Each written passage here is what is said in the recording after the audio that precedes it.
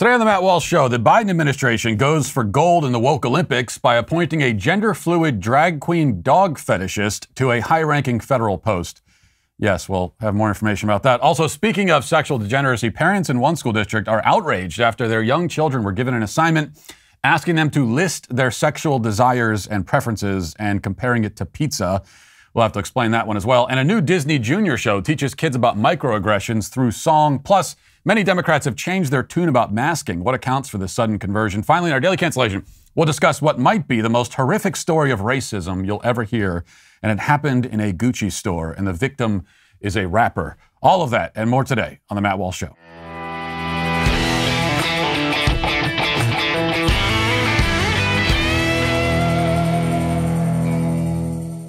You know, the pro-life movement must maintain its momentum now more than ever. And what better way to help than by supporting the charities and causes you care about? Even if the Supreme Court were to strike down Roe v. Wade, tomorrow, abortion would still exist in America in many states.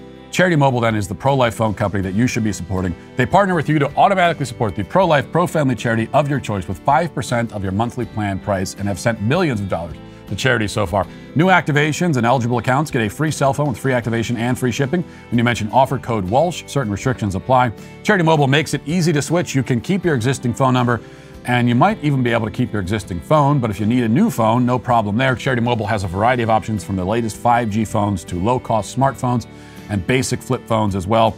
They even have a phone with parental controls that allows you to disable and password protect Wi-Fi and cellular data usage, text messaging, picture messaging, and more. And if you have kids, then I would plead with you to take advantage of that option if you're getting them a phone. All of their monthly plans include unlimited domestic minutes and messages, which can be shared by up to 8 lines on a family plan. No contracts, no termination fees, and no risk with a 30-day money-back guarantee. Great live customer support and great nationwide coverage on America's most reliable network. So switch to Charity Mobile and support the causes you care about. Call them at 1-877-474-3662 or chat with them online at charitymobile.com and mention offer code Walsh. As Western civilization marches inexorably into collapse and extinction, many landmarks kind of mark our way, our path as we go along. Many unprecedented events and historic moments occur. As we get nearer and nearer to the edge of the cliff, we find that we pass these signposts with greater frequency.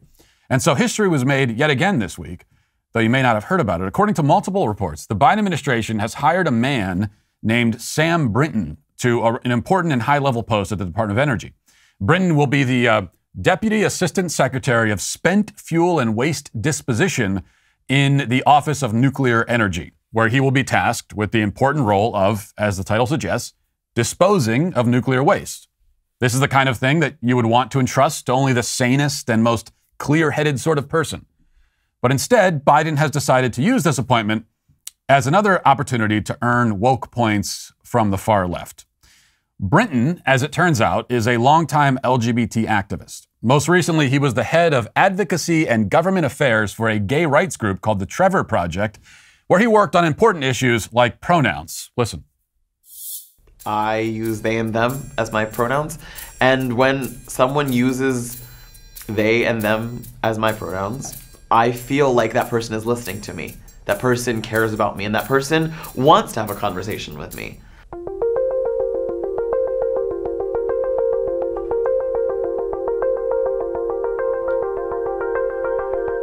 Pronouns are a fascinating part of modern culture. I don't think many people think about them very often until someone like myself or others say their pronouns. So when I introduce myself, I generally say, "Hi, my name's Sam Brinton. I use they and them as my pronouns, and I serve as head of advocacy and government affairs for the Trevor Project." I don't know why they always dress like they just raided the wardrobe at a, Tim Burton film or something. His extensive experience promoting pronoun usage has undoubtedly prepared him to run a division within the Department of Energy, of course. But we haven't even scratched the woke surface when it comes to Sam Brinton. On his own Twitter account, Brinton brags that he will be, to his knowledge, the first gender-fluid person appointed to a position of leadership in the federal government. But he sells himself a little short, I think. He's not just the first gender-fluid person to hold a high-ranking position in the government, mostly because there is no such thing as being gender-fluid. He is, though, as far as I know, the first drag queen and dog fetishist. Now, we know that Bill Clinton was into some weird stuff, so it's possible that Brinton's appointment is not as historic as it might seem, but we can certainly say that he is the first person in a high-ranking federal post to be open about these things, at least. And he is indeed very open, all too open. The National Pulse reports, quote, a recent high-level hire at the Department of Energy's Office of Nuclear Energy is a drag queen LGBTQ plus activist who has lectured on kink at college campuses and participated in interviews about fetish role play. In one interview, Sam Brinton, now a top Biden official, even discusses having sex with animals. He also goes by Sister Ray Dioactive, his drag queen alter ego. In his own website's bio, Brinton reveals, quote, Sam has worn his stilettos to Congress to advise legislators about nuclear policy and to the White House, where he advised President Obama and Michelle Obama on LGBT issues. He shows young men and women everywhere everywhere he goes that they can be who they are and gives them courage. Once, while he was walking around Disney World in 6-inch stilettos with his boyfriend, a young gay boy saw Sam with his boyfriend and started crying. He told his mother, "It's true, Mom. We can be our own princesses here." Yeah, I'm sure this guy's caused a lot of children to bust out in tears when they see him. An inspiring story, though. Specifically, what it inspires is nausea. And it gets worse. Back to the National Pulse, it says, Brinton is an active member of the Washington, D.C. chapter of a drag queen society known as the Sisters of Perpetual Indulgence, which lists him as the principal contact on its 2016 and 2018 tax forms. During the group's Lavender Mass 2021, Brinton can be seen referring to Anthony Fauci, who was declared a saint, as Daddy Fauci. In a separate interview, Brinton explains how he role plays as a pup handler. Brinton explains, quote, I actually have trouble when we transition from pup play to having sex.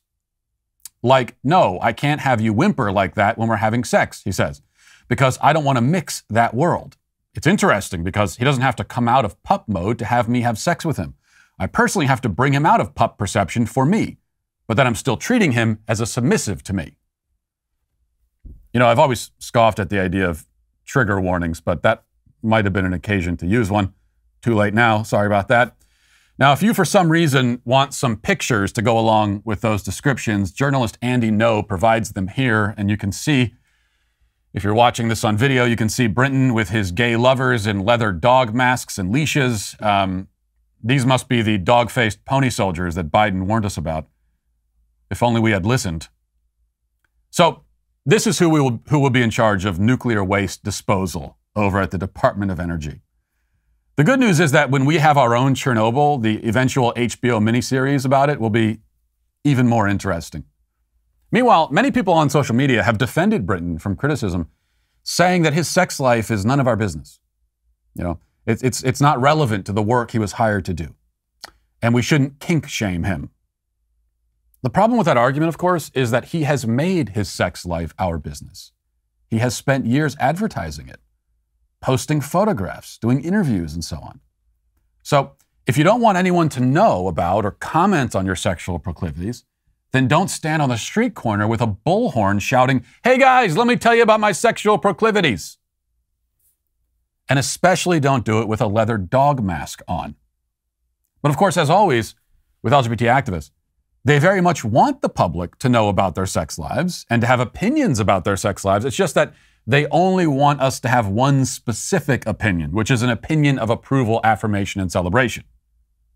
Unfortunately for them, it doesn't work that way. See, when you submit a certain fact about yourself to the public, when you say to the public, "Hey, let me tell you about myself, isn't that interesting?" You don't get to assign them an opinion ahead of time.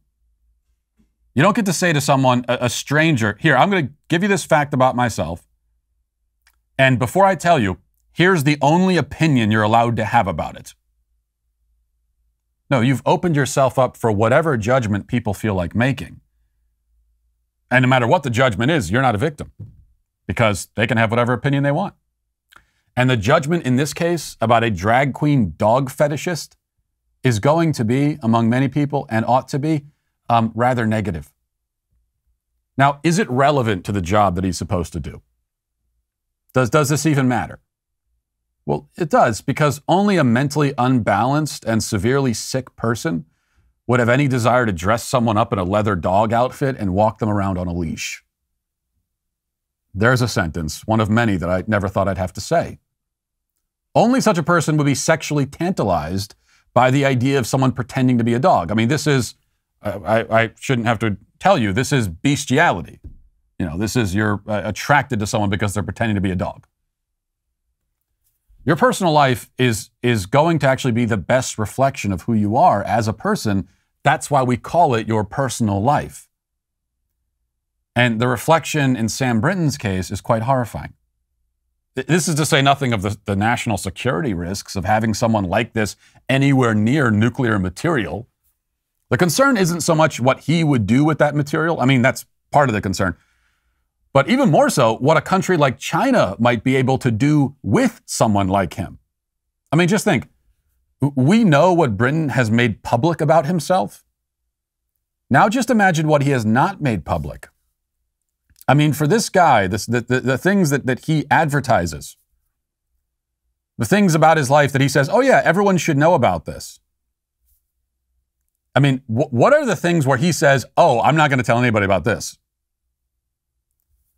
I don't know what they are. But imagine if China discovers those things. Putting the drag queen in the dog outfit into a position of leadership in the Department of Energy is a big blinking neon sign shouting, hey, China, please blackmail this guy. Besides, the final point here is let's remember how the left treated people like Amy Coney Barrett, Mike Pence. Their personal lives, their beliefs about sex were considered very relevant. The dogma lives loudly within you. Who can forget that phrase, to Amy Coney Barrett? And what were those beliefs? Well, simply that people should get married, stay married, and only have sex with their own spouses. These, what we must now call traditional attitudes about sex, were meant to be disqualifying. And yet a man who fantasizes about having sex with dogs ought not be disqualified? Now, you see, it's not that the left thinks sex is private and has no relevance to the public. Far from it. They've done more than anyone to make sex into a public affair in more ways than one. No, it's that there is a certain extremely depraved set of ideas about sex that they want to promote and normalize. And that's what this guy's appointment is obviously really about. Now let's get to our 5 headlines.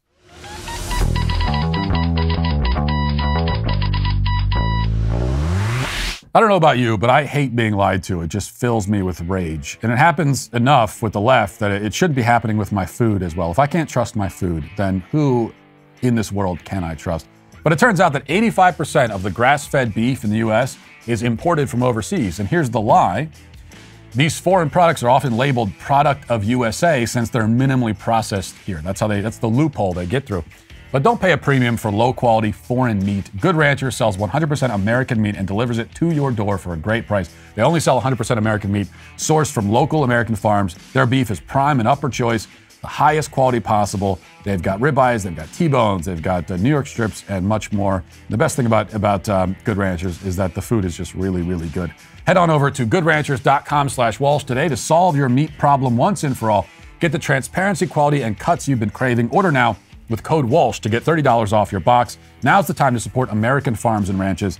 They're hurting and you're hungry, so solve both of those problems with a box of American meat delivered. Whoever buys the meat in your house needs to go to goodranchers.com/Walsh today. The other question about Sam Brinton and his appointment to the nuclear division over the Department of Energy is whether anyone in the Republican Party will have the minimal courage required to criticize it or say anything about it. Because we know, as discussed with the Democrats when it came to Mike Pence, they were very eager to say, I don't know, this guy only has sex with his wife. Seems a little suspicious. I don't know if he's cut out for this job.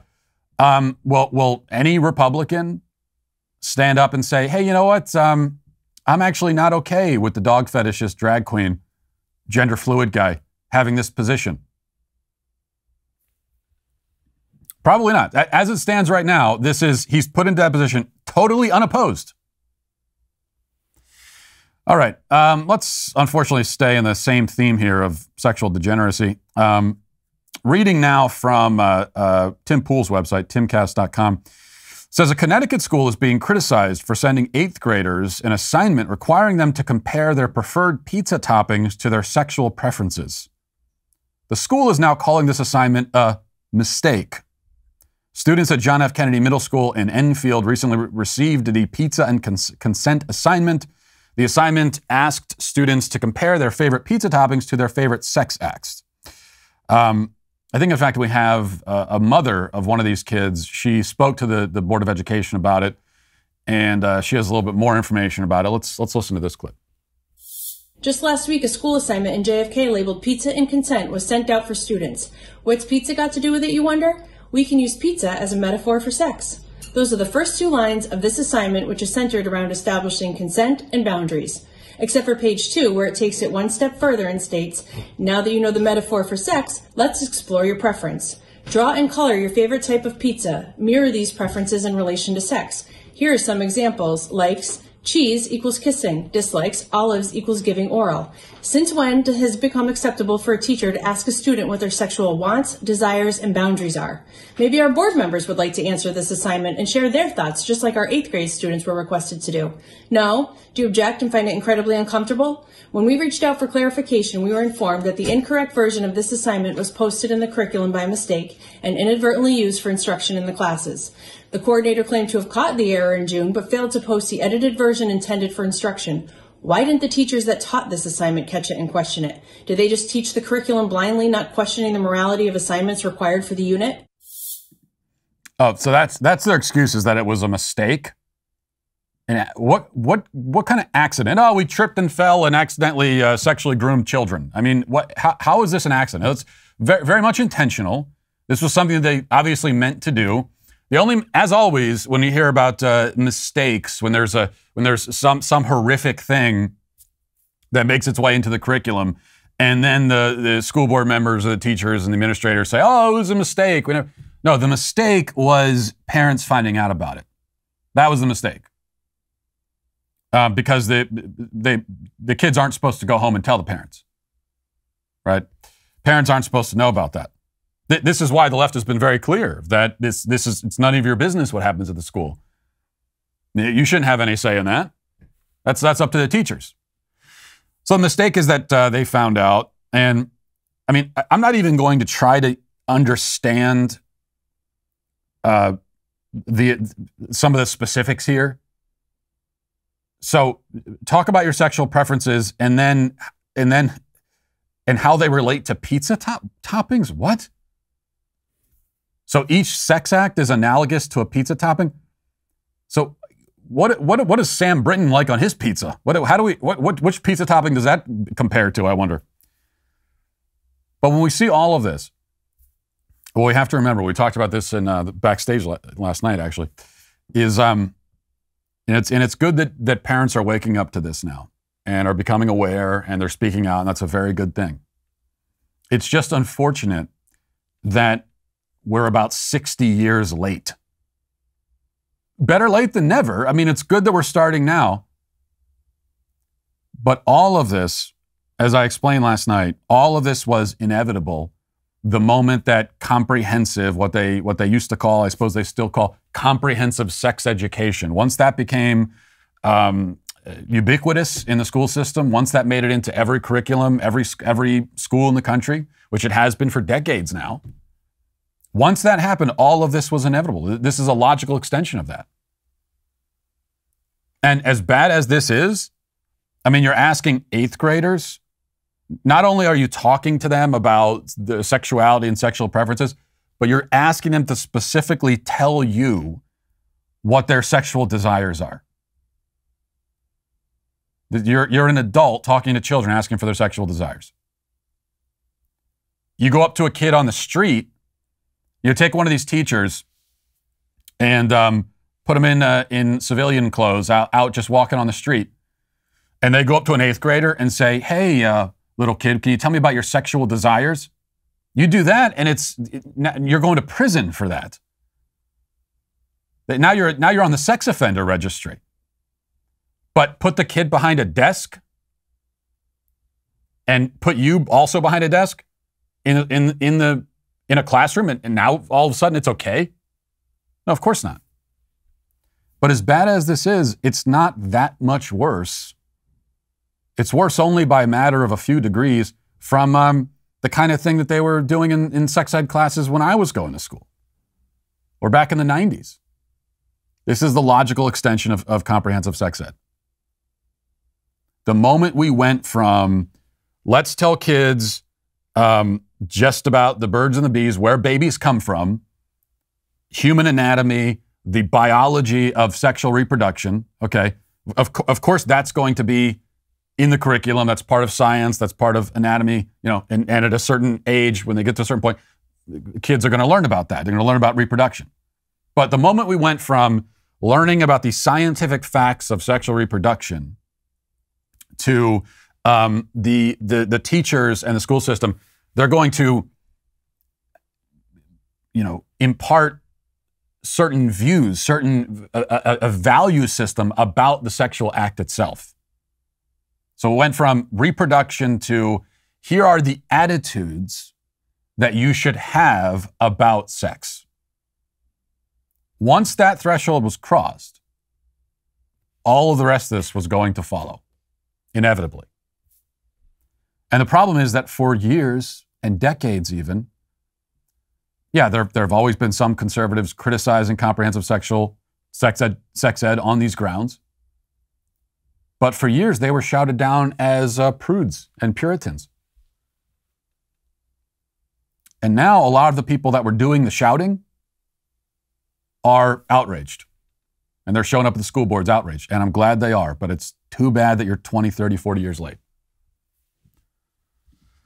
And this is not just about I told you so. This is more like next time, try to catch on to these things much sooner. All right, this is from Politico. It says, Democrats are making a U-turn on mask mandates just in time for the midterms. It's happening among the party's governors, several of whom are easing up their masking rules as COVID's Omicron wave fades. And it's happening on the Hill, where Democrats are suddenly lining up to call for rollbacks of the nation's most noticeable pandemic-era rule. Their pandemic pivot comes as they brace for a brutal November election in which the virus is shaping up to be Democrats' biggest blind spot.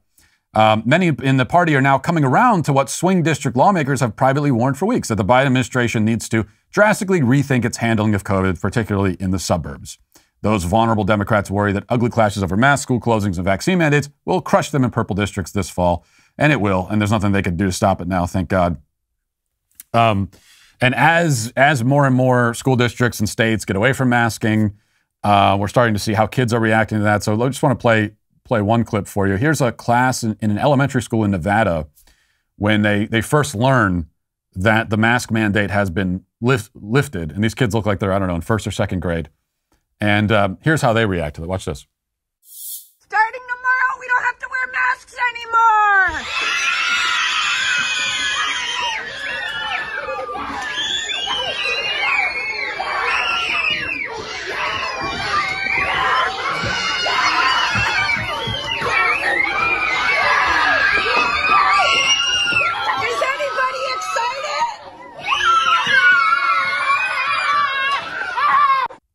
Yeah, remember when they told us that, it's no big deal to have the kids wear the mask? They don't care. They're fine. They don't mind.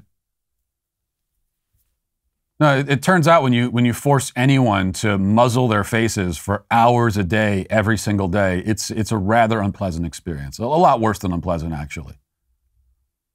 For kids, it is legitimately psychologically traumatizing.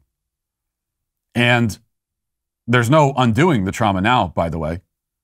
You can't just flip a switch and it's over. That's why when I watch videos like that, it makes you happy to see that the kids are finally being freed from their muzzles. But it's also infuriating when you think that the reason they're so excited is that they have been abused this way for the last 2 years.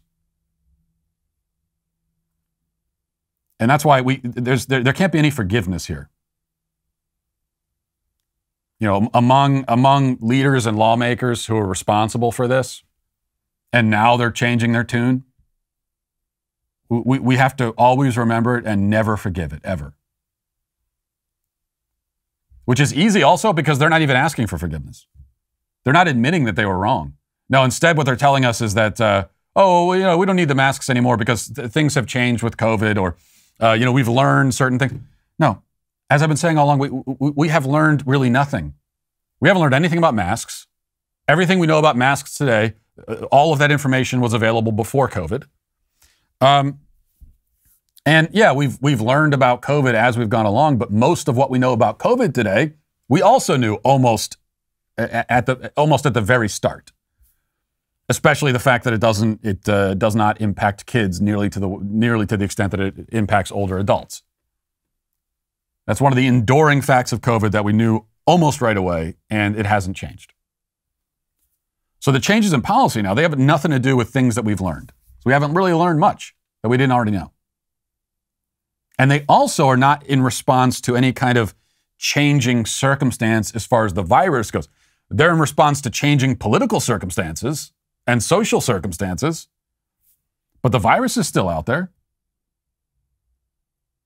I don't know how many cases there are a day now, but it's close to peak. Thousands and thousands of cases, new cases a day. But what they're finally relenting, the fact that they're finally being forced to relent to and submit to, is that it's just, as some of us have been saying for years now, COVID is always going to be with us. So at a certain point, either we're going to have these measures in place forever, or at a certain point, we're just going to stop. And if we just stop at a certain point, then that's always going to be arbitrary. And it's always going to be the case that we never really had to do this at all. So don't let these people get away with it. Don't forgive them for it. And I also don't forgive the people, even people outside of the government, that were pushing these measures. It's one thing in the very early weeks and months of the pandemic, when this was new for everyone and everyone was kind of out of sorts and trying to make sense of it and everything like that. That's one thing. But people that as recently as a few months ago were still pushing this, I don't forgive them. I never will. When kids started killing themselves, we've known about that for a long time. That was happening last year. If that wasn't enough for you, if that didn't convince you, and then you had your moment of recognition when the clouds opened up and the sun poked through, and that happened like last week, it's too late, in my view. This is from the Daily Wire. It says, a new Disney Junior show called Rise Up, Sing Out includes an episode with a song designed to teach preschoolers about racial microaggressions in the latest woke effort by the network. The song Speak Up features a young child who is surprised that another child has a parent with darker skin, and that launches into a song, and I know you're hoping that you'll get a chance to hear the song, and you will. Here it is. Bye, Mom. Hey, Gabrielle. I didn't know that was your mom. Your skin is so much darker than hers. Hold it. Did that comment make you feel uncomfortable? That's a microaggression. What's a microaggression? A microaggression is when someone says or does something that makes you feel bad. Sometimes just because of your race. But you know what? He's wrong. You should be proud of your skin. It's what makes you, you. I know just how you feel, mommy, sad and blue. He said that awful thing and you don't know what to do. That's not okay to say about your beautiful skin. To find your voice and your power within. Speak up, because you got something to say. Speak up, or it's okay to walk away. Speak up, because you got something to say. Speak up, or it's okay to walk away. Ooh, I gotta feel your hair. Okay. It's such an unusual Probably got enough of that. texture. So microaggressions. By the way, kids, if there's any kids watching this, a microaggression, that what they're calling a microaggression, that is actually when someone says something to you that they didn't mean to be offensive, but for whatever reason, you're offended by it. That's what they mean when they say microaggression. That's why it's micro, right? Now, if someone says something to you that they intend to be offensive, they're trying to insult you, that's not a microaggression, that's just aggression. They're being aggressive in their words. So a microaggression is when someone says something they didn't mean to offend you, but for whatever reason, you're offended by it. And you know what you should do in response to that? No, you don't need to break out into song about it. You don't need to go run and tell anybody. You don't need to go talk to your lawyers or your parents' lawyers. The correct response is to move on. Okay, is to immediately move on with your life. Now, you could always ask them too. So rather than going into the song and dance, you could just ask the person, "Oh, hey, what did you mean by that? That hurt my feelings. Is that what you were trying to do?" And if they say, "Oh no, I didn't mean to hurt your feelings. I didn't mean anything by it," then the correct response from you is, "Oh, okay," and then go live your life. Just move on with your life. That's all. That's the beauty of it.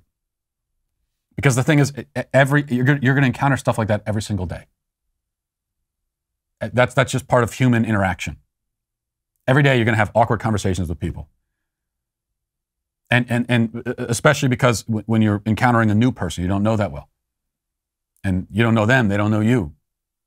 We all have our own little particular specific hang-ups and pet peeves, and not everyone, people don't know that when they first encounter you, so they're just being themselves.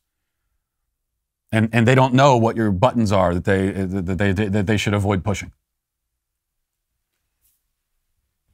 And so you just move on with your life. That's all you have to do. Very, very simple.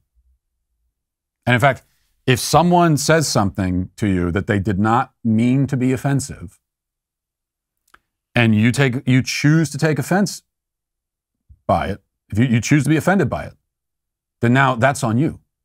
So actually now you're the bad guy. You are choosing to take it there. And now that is 100% your fault. In fact, microaggressions they're basically glorified pet peeves. And it's the same thing with a pet peeve. You know, a pet peeve is something that it's a basically innocuous thing that someone might do that for whatever reason annoys you. And that's your problem. If it's innocuous and it's kind of normal, and we all have stuff like that, things people do that kind of annoys, well, that's your problem. It's not anybody else's problem. So the example they give in that song is another example is someone comments on the girl's hair. There's nothing wrong with someone making a comment about your hair. If that offends you, it's your problem. Now, that's the message to kids and to adults, but specifically to adults. Every time something like this comes up with like the Disney Channel and there's another episode or song and dance, indoctrinating kids into the woke ideology, the leftist ideology, you always have parents who respond to this. I'm seeing some of the reactions on social media, parents that are shocked and surprised by it. Well, if you're still allowing your kid to watch the Disney Channel, how many of these kinds of things do you need to see before you stop putting the Disney Channel on for your kid? What you need to understand is that all of the mainstream kids shows, if they're owned by Disney or any of these big companies, all of them are going this direction. They either already are hopelessly woke or they will be very soon. Every single one. None of them are safe. You should just know that. Same thing is happening with all shows and films for kids and for adults. We're getting more information now about the Lord of the Rings series that they've spent like $1 billion, I think literally $1 billion they've spent on this thing for Lord of the Rings series for Amazon. And we haven't seen a trailer yet, but they've got, they're leaking more information about it. We've started to see some of the characters and some of the plot details and actors and everything. And yet again, you see on social media the reaction from some conservatives saying, "Oh, I hope this is good. I hope it isn't woke. I don't know." And no, it is definitely going to be woke. 100%. It's Amazon spending $1 billion on a Lord of the Rings series. What do you think they're going to do? What, have respect for the original material? No, they have no respect for it. They're not capable. They don't think that they even can just tell a story anymore. There are always going to be these elements. So abandon all hope when it comes to franchises in general, TV, movies in general. unless you're a Daily Wire member. And then you can watch all of our entertainment properties that are not woke at all. All right, let's see, what else do we got here? CNN is still trying to sort through this Joe Rogan situation, and they put out a tweet yesterday. It says, Joe Rogan is one of the most popular podcast hosts in the world, despite a series of controversies. CNN Business spoke with a researcher who has studied his appeal to explain why his audience loves him. And so they've brought in a researcher to figure out why do people like Joe Rogan so much. And here's what they came up with. Watch this. The Joe Rogan Experience. Joe Rogan hosts one of the most popular podcasts in the world. I'm not an anti-vax person. Right. But despite his claims, he's used his platform to make false and inaccurate statements about COVID-19 and vaccines. If you're a healthy person and you're exercising all the time and you're young and you're eating well, I don't think you need to worry about this. He's also used racist and offensive language. We get out and we're giggling. Oh, we're going to see Planet of the Apes. We walk into Planet of the Apes.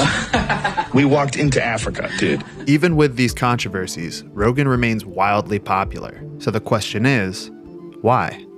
I've probably spent hundreds of hours listening to Joe Rogan. Yeah, no, easily hundreds of hours. Gabriel Wisniewski Parks is a research fellow at UNC Greensboro who has studied Rogan's appeal. What makes him so magnetic to his audience is his very vocal resistance to tribalism. This is somebody who can have on his podcast Ben Shapiro and Alex Jones and have deep and interesting, meaningful conversations with them. And then in the one other breath, he can have on Cornel West and Bernie Sanders and do the exact same thing. And this really resonates with people. And one other connection we can make that I don't think should be overestimated is Joe Rogan's background as a stand-up comedian, this archetype of the comedian as the truth teller. Of course, they had to bring this dork in there to research and find out, because CNN they are absolutely stumped. They don't understand how to get people to watch things, obviously, because they only have 5 viewers, and so they're looking at Joe Rogan, and we know there's a lot of envy that plays into it, but they also are sort of interested from a scientific perspective, trying to, how does this guy do this? And so they have to bring in a Joe Rogan researcher to tell them. And what are his findings? Well, he's funny. People like funny things, and people like comedians. They like to laugh. So we needed a PhD candidate. We needed to bring him in. He needed to spend hundreds of hours researching. I would love, by the way, to be a fly on the wall watching as that researcher is, listening to Joe Rogan, subjecting himself into it, to it in order to research it. Just crying, probably sobbing uncontrollably at everything that he's hearing. That'd be fantastic. But after all of his research, he's discovered that people like to laugh. Wow. And also, people like to hear, different interesting conversations, and they like to hear from different sorts of people. I could have told you that without listening to any Joe Rogan at all. And whatever you're paying your Rogan researcher, you can pay me half of that, and I'll listen to Joe Rogan's podcast and give you similar insights. All right. I've been debating whether we're even going to put this up on the screen. I don't know if I can put it up on the screen or I don't know what's going to pop up here, but do we have Adidas put out this ad. Do we have the picture? Can we put the picture up there? We don't have the picture. Well, then there's no point of this. Adidas put out an ad for their bras, I think, their sports bras. And you could go to Twitter if you really want to find it. And it's 25 pairs of breasts, naked breasts, that they just put up there on Twitter, which apparently nudity is allowed on Twitter. They counted to get removed or anything. Now put that tweet back up. I got to read that tweet. And then they're justifying why they did this, because this is to advertise sports bras, right? So they put naked breasts up there. It really makes me fearful of whenever they decide to advertise their jock straps, like what's going to happen then. But, if you're going to go that route, why would the breasts wouldn't you put bras? Wouldn't they have bras on? Because that's what you're advertising? Well, they're explaining this. They say breasts are a natural part of the anatomy. It's time to remove the stigma to allow future generations to flourish. What? So they put 25 breasts up there to allow future generations to flourish. Remove the stigma? What stigma is there around breasts? Where have you encountered a stigma? I'll tell you where there's a stigma, actually. I'll tell you who's stigmatizing the female breasts and the female form generally. Well, that would be the sex change surgeons who are chopping the breasts off of young women to try to turn them into boys. You know, the thousands of young women who are being indoctrinated and groomed and then subjected to that kind of butchery. That's where the stigmatization of breasts is going on. But anywhere else, I don't think it's really being stigmatized. But the interesting thing about that photo is, which you can't really see at all on the show, but if you go, you can see it looks almost like it's weirdly kind of clinical because it's like these disembodied. All you're seeing are disembodied torsos. It looks like snapshots you would find in a serial killer's basement. They look like photos from a morgue or something. And so they've managed to take the female form and make it look like creepy and weird. I don't know. Maybe this is maybe there really is a conspiracy to turn everyone gay. And this ad is part of it. But they managed to take the female form and make it. That's what I first thought. It's like, did you get these pictures at a morgue or something like that? So while they're trying to allegedly celebrate the female form, they end up with this dehumanized, kind of disembodied thing that just looks creepy and disgusting. And that's part of what we see in our culture now of on one hand, the left, everything is sexualized. And they seem to be obsessed with sort of presenting the human body in all of its naked glory. But at the same time, they also hate sex. And they hate the human body. And so these two things sort of exist in tension.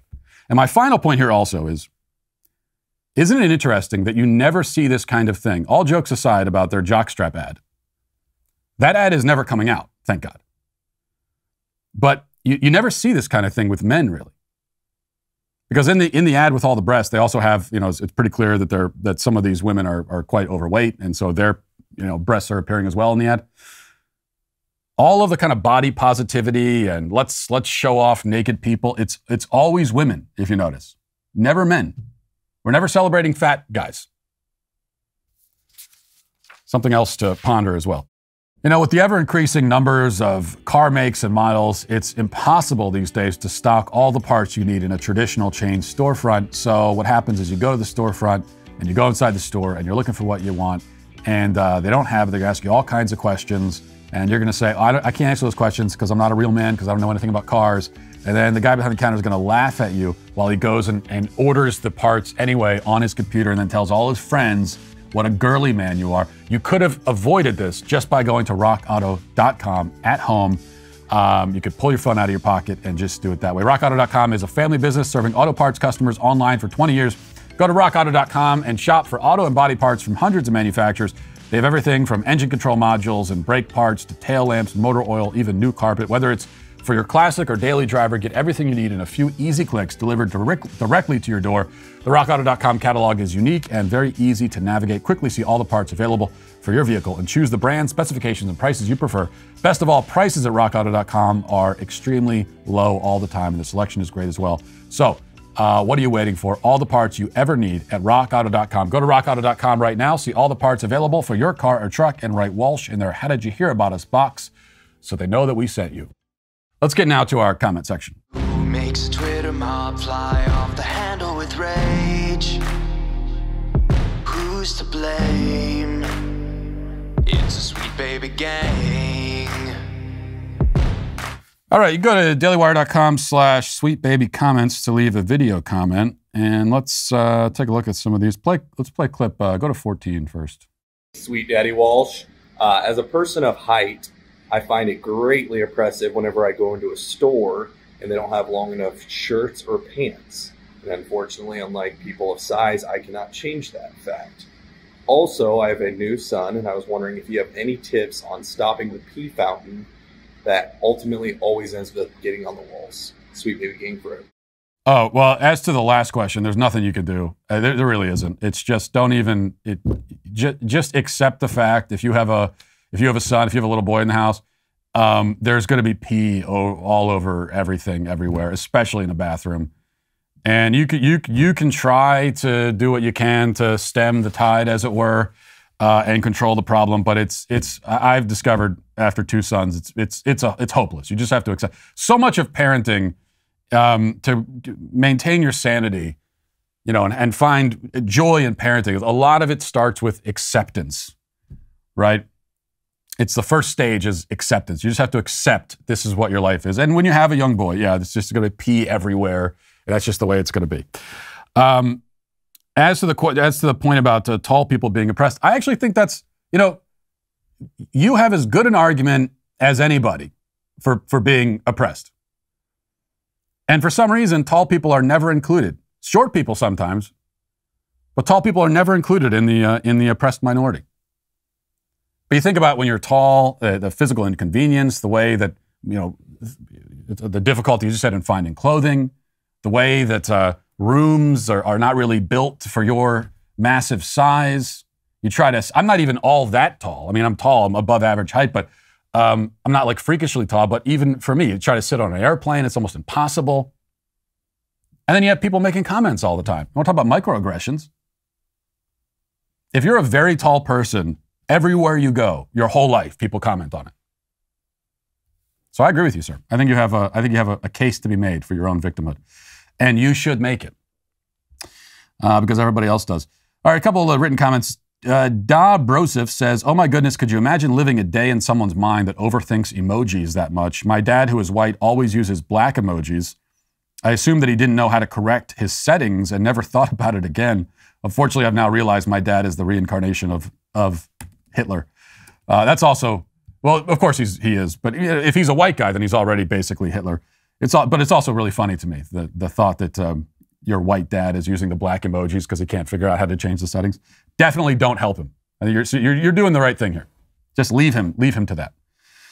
And it's a good lesson for him to learn, because why is your dad, as an adult male, using emojis in the first place? Jessica says, heads would have exploded if the degenerate masses had heard our pastor's sermon last week. He called out porn use, homosexuality, spoke about men, not women, being called to lead God's church. It gave me chills. It was all I could do not to applaud. He also did it in the most fatherly, loving way, not self-righteously or mean, not because of true love, but because of true love and concern for the people. Yeah, it's the funny thing is if you're a Christian, and you love some people, then you want them to be holy and you want them to go to heaven. And so you're going to tell them things that will help them in that journey. This is what pastors are supposed to do, but it is very scandalous and surprising for a lot of people, even Christians. Because many people, they could go their whole life, and any time they happen to wander into a church, on the rare occasion that they do, they never hear any messages like this. They never hear a word about sin during sermons and homilies. And then they finally hear, they think, well, what is this? No, this is what church is supposed to be. What else we got? Sarah says, Matt, I've recently changed my views on the whole purity culture way of thinking. I'm very conservative in my views and a Christian, but I no longer believe in blaming women for men's thoughts. Men are absolutely capable of controlling their minds and what they think. I think that there's a huge difference between lusting and noticing a woman, and I think we often make men feel bad for noticing. Putting it on women to make sure men don't lust is ridiculous. Some men have a thing for feet. Some men have a thing for legs. Some for shoulders or necks. I recently found out about someone I know who struggled not to lust after fully clothed normal women walking down the street on a daily basis. Even in countries when women are completely covered,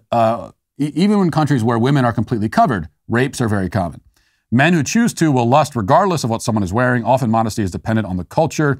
In some countries, it's completely normal for women to walk around topless. In other countries, you can't even show your face. I also don't think that he lumped in women giving birth with women wearing bikinis. If a man can't control his thoughts looking at birth photos, then he's not a safe person to be around.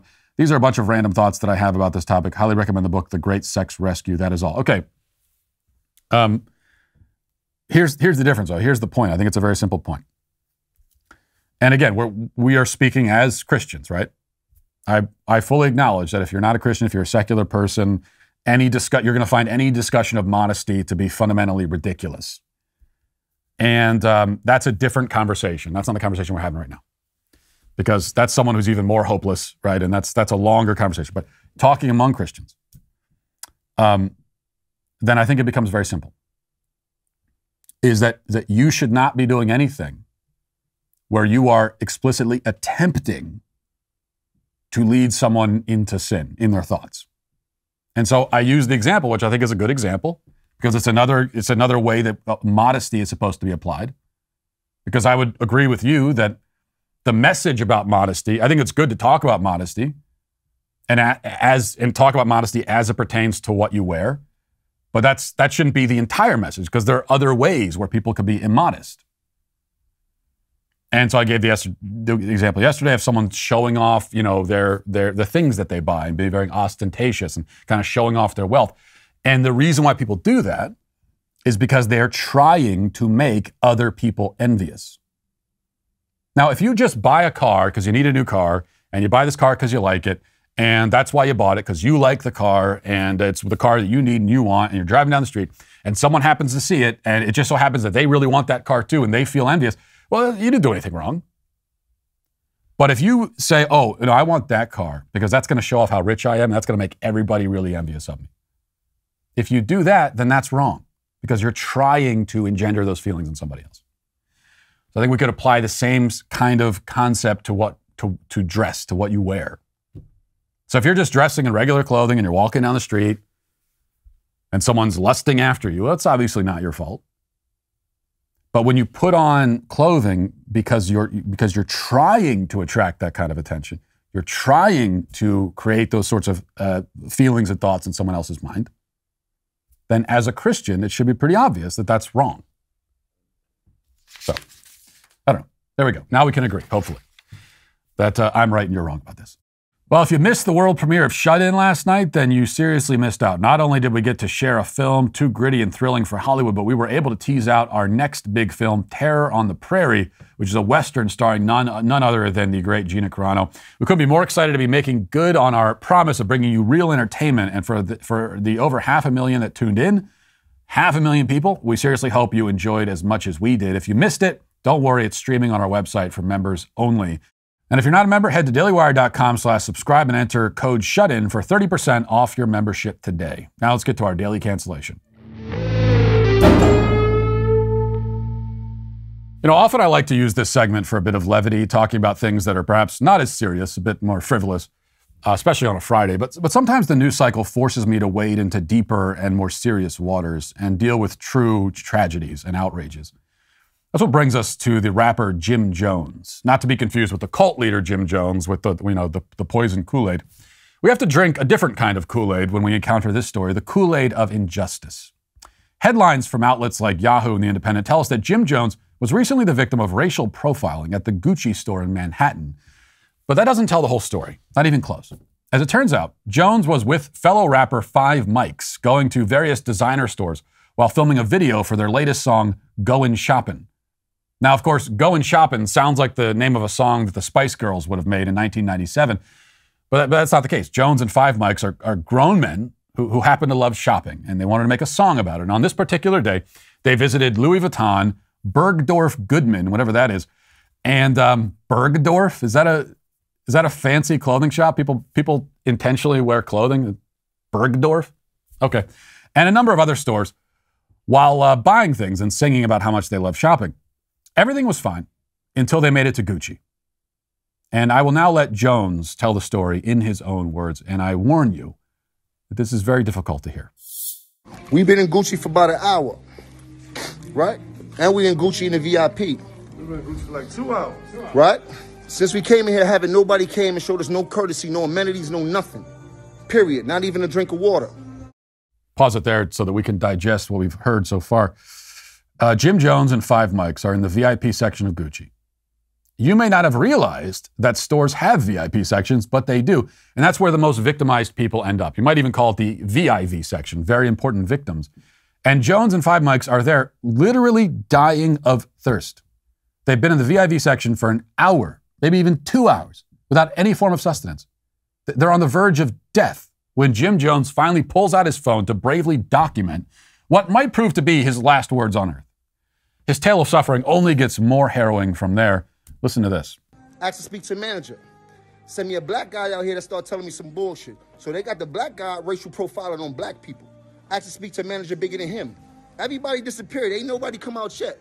I still ain't getting no sparkling water. I still ain't getting no champagne. I still ain't getting nothing. I didn't even have a salesperson inside of my VIP suite the whole time I was there. I had to keep screaming for VIP people to help me out. Now everybody don't know where the real manager is. You heard? I'm tired of this. We spending all this money as entertainers inside these stores. They hire these black people, and these black people are more racist than white people when they get their job. Inside of Gucci, all of a sudden, you stop playing with us, bro. Still haven't seen a manager yet. He's tired of this. He's not going to take it anymore. Won't someone speak up for the entertainers in the VIP section at Gucci? And it's even worse than I thought. It's not that this man had been deprived of regular water. I mean, what's regular water going to do for him anyway? Regular water might be acceptable for washing your hands or watering the grass, but you can't drink the stuff. Jim Jones required sparkling water, and yet none was provided to him in a timely fashion. They couldn't even scrounge up any champagne for the poor guy. Again, you may not have realized that getting served champagne by customer service at a retail store was even an option, but it is. And I can tell you that I walked into Walgreens last week and I shouted to the cashier, "Yes, I have arrived. Please fetch me some champagne and caviar." And within 3 minutes, I was sitting at a table by candlelight in the moisturizer section, whining and dining. But then again, I'm white. This is the kind of treatment white people get everywhere we go. Jim Jones is a black man at Gucci, spending, he says, $30,000 on clothes and shoes. He doesn't have any privilege at all. He is such a victim that even other black people are racist against him. They're racist against him by their failure to submissively serve his every whim and need. Now, you might say that from the sound of it, if anything, he is racist against them, but you only say that because you are also racist against Jim Jones. You do not have his lived experience. Like the lived experience of spending 30 grand on designer clothing in one day. Something that only the most oppressed among us are able to do. Fortunately, thank God, Jones and Five Mics did survive this experience somehow. Later, Jones posted an update to social media. He wrote, quote, "Gucci really some suckers. And for those looking from the outside saying this is some rich privilege, it's really not. It's about treating people with respect, no matter the race or what you may think you know about a person. And for people saying that spending money foolishly, you never know what a person been through, so you should never worry about what a person does with his." Very well put. I mean, it's none of your business how much money he spends, which is why he posted a video to Instagram telling everyone how much money he spent. You simply cannot know what this man has been through until he complains about it publicly, which he does a lot, apparently. And to think that Jones would be put through this ordeal during Black History Month, no less. It's the sort of thing that fills you with disgust and rage down to the pit of your being. You know, when I was in that third world country last week, and I thought those people were suffering, but I guarantee none of them, here's what I can tell you for sure, none of them have ever received poor customer service at Gucci. Their lives are blessed beyond measure in comparison to Jim Jones and his friend Five Mics. In fact, speaking of his friend, from what I hear, they were so deprived and suffered such deprivation at Gucci that by the time they left, Five Mics was only 3 mics. That was bad. I'm sorry about that one. I know there's nothing I can do right now to heal this wrong that Jim Jones has suffered, but I'll be doing my part at least by boycotting Gucci stores from here on out. In fact, I've been boycotting Gucci my whole life in preparation for this moment. I have literally never purchased a single Gucci item, and I tell you right now, I promise you, I never will. It's the least I can do. And I can also say to Gucci and all of its employees, with righteous fury, you scoundrels are canceled. And that'll do it for us today and for the week. Have a great weekend. Talk to you on Monday. Godspeed.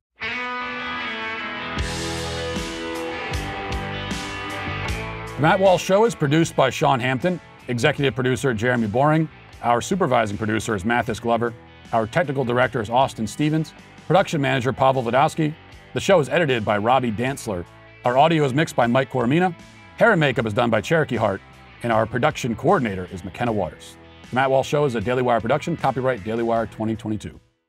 Hey everybody, this is Andrew Klavan, host of The Andrew Klavan Show. You know, some people are depressed because the Republic is collapsing, the end of days is approaching, and the moon's turned to blood. But on The Andrew Klavan Show, that's where the fun just gets started. So come on over to The Andrew Klavan Show and laugh your way through the fall of the Republic with me, Andrew Klavan.